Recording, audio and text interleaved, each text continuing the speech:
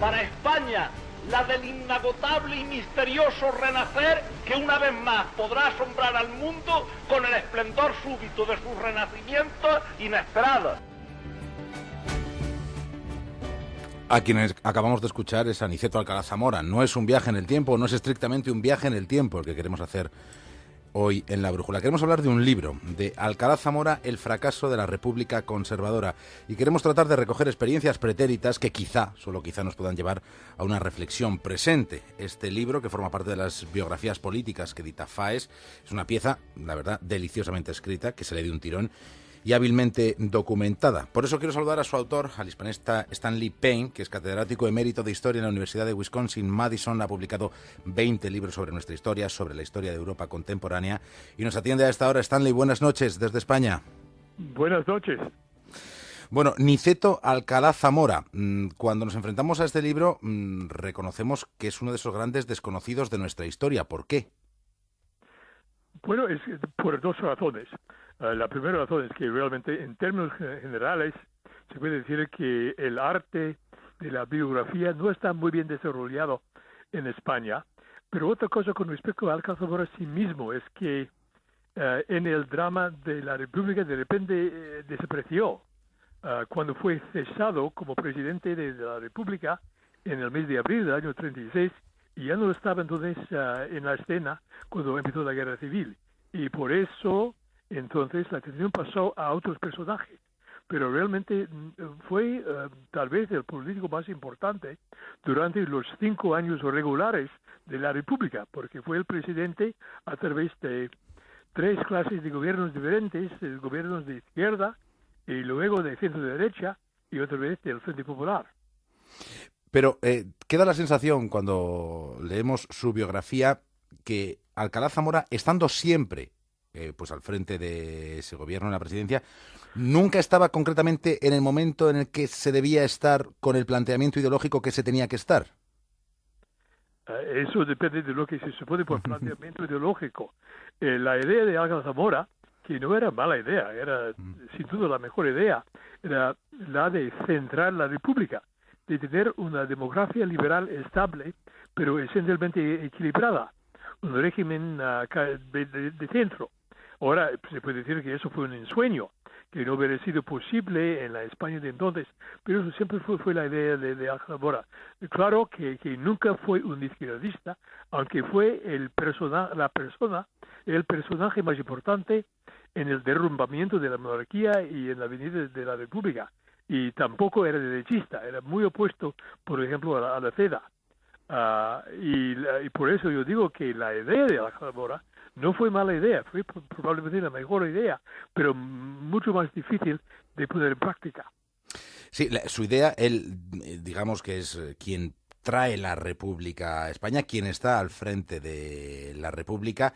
Él, según el testimonio que nos deja la biografía que has escrito, sí que se apunta esa posibilidad de que él quería centrar la República, pero quizá no fue consciente de las fuerzas que le tiraban hacia un lado y hacia otro. Has hablado de la CEDA, también los movimientos sociales, los movimientos de izquierda. ¿Por qué no se pudo centrar la República? Tampoco él tenía un partido lo suficientemente fuerte para, digamos, pilotar ese centrado de la República. Que realmente Alcalá Zamora no entendía la dinámica política de su país durante ese momento. Fue un liberal democrático convencido en cuanto a sus convicciones, en cuanto a sus ideales, digamos. Pero en cuanto a su formación personal, fue un político formado en el antiguo régimen, o sea, en la antigua monarquía parlamentaria, el sistema del caciquismo. Y realmente no entendía la vida política de masas, de los partidos movilizados, de grandes masas, y creía que sería posible entonces encauzar de un modo más fácil a través del liderazgo personal a las fuerzas políticas, y realmente no fue así, y no medía bien las fuerzas con las cuales estaba tratando. Eso está muy claro. A él le pasó factura, por ejemplo, cuando estaba al frente, un hecho histórico que todos nuestros oyentes también recordarán, como es la quema de conventos, a la que él no se opone directamente por una concepción de un bien superior, que es mantener la cohesión del gobierno. Eso es exactamente. Y esto costó más a Alcalá Zamora que cualquier otro político, porque él era un católico que asistía a misa todos los domingos, pero quería tener también una república liberal, constitucional, con la separación de la Iglesia y del Estado. Naturalmente estaba horrorizado ante la quema de conventos, pero como usted dice, quería mantener la unión de su gabinete, y por eso quedaba identificado con eso, con la reacción muy tardía del gobierno, de modo algo irresponsable ante la quema de conventos, y por eso su gran meta, que fue de crear un partido republicano liberal conservador, pero con bastante base católica, le fue imposible, porque el voto católico entonces no iba a apoyar a Alcalá Zamora, siempre creyéndole entonces el presidente de la quema de conventos. Y eso genera que se polaricen las posiciones políticas, por un lado la CEDA y por otro las izquierdas en sus múltiples manifestaciones. Exactamente, sobre todo después de las elecciones del año 33, con la pérdida del poder de parte de las izquierdas y el ascenso del centro derecha. Y de los tiempos de Alcalá Zamora y de los proyectos vitales y políticos de Alcalá Zamora, ¿se pueden sacar hoy algunas enseñanzas?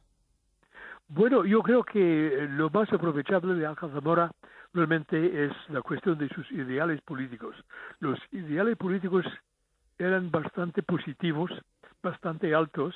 La idea de la necesidad de centrar la política, de crear un equilibrio democrático y respetar la Constitución. Ahora, la verdad es que en la práctica el propio Alcalá Zamora no respetaba la Constitución totalmente, porque estaba utilizando la ley, porque era un jurídico de mucha pericia, utilizando la ley para esquivar ciertas cosas. Pero en cuanto a los ideales de respetar la Constitución y mantener el equilibrio de una democracia liberal, eso sí son ideales, a lo menos en el nivel de los ideales todavía muy aprovechables.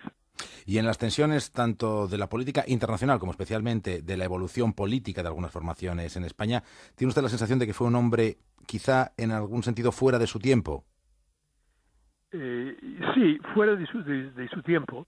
Nació en el año 1877 y realmente fue un personaje político de tipo decimonónico, aunque formando también como puente a otra época, pero no entendía esta época nueva y la dinámica de las movilizaciones en masa.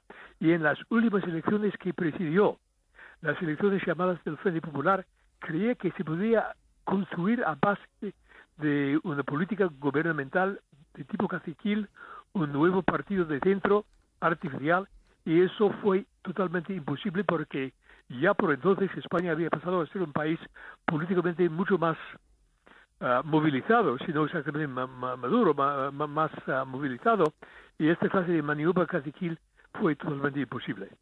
Recordamos a nuestros oyentes que estamos charlando con Stanley Payne, autor del libro Alcalá Zamora, El fracaso de la República Conservadora. Y Stanley, ¿cómo ve hoy la realidad española, la realidad política española? Bueno, está en una situación bastante difícil, y yo diría casi desastrosa, porque con una división entre 4 partidos nacionales y divisiones entonces tan, no digo exactamente equilibradas, pero con bastante división de voto, entonces va a ser muy difícil, y así el país se va entonces a otras elecciones a ver si lo que salga de eso será mejor o no. ¿Esas divisiones son equiparables en algún sentido a las divisiones que también se vivieron en la Segunda República? Solamente a un nivel muy abstracto, muy alto de abstracción. En cuanto a las cosas en sí, que no, porque entonces había una polarización, fragmentación en un lado y polarización en el otro, y la polarización de gente realmente, a lo menos en algunos movimientos, dispuestos a utilizar la violencia. Eso no pasa actualmente. Afortunadamente el terrorismo entonces se ha apagado mucho, y el país en ese sentido es más pacífico, pero no exactamente estable en términos políticos tampoco. ¿Y la cuestión catalana la seguimos arrastrando desde entonces o incluso antes? Sí, arrastrando y será arrastrado por algún tiempo más, porque es algo que realmente no tiene solución. Cualquier concesión a los catalanistas realmente provoca la demanda de más concesiones, así que realmente no hay solución en los términos normales políticos. Es un problema, como decía Ortega Gasset, ya bajo la Segunda República, un problema que hay que conllevar, que no se puede solucionar de un modo directo y para todo.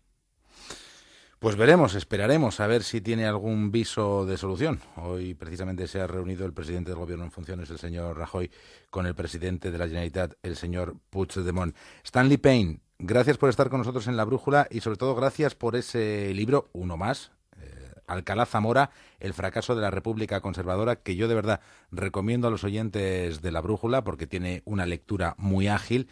Y bueno, luego además pues también nos recoge algunas anécdotas de cómo, por ejemplo, Niceto Alcalá Zamora, la guerra le pilló en Reykjavik. Pero no le voy a contar por qué, eso ya se tienen que leer el libro. Un fuerte abrazo y gracias por estar con nosotros. Un placer de mi parte. Hasta luego. Hasta luego.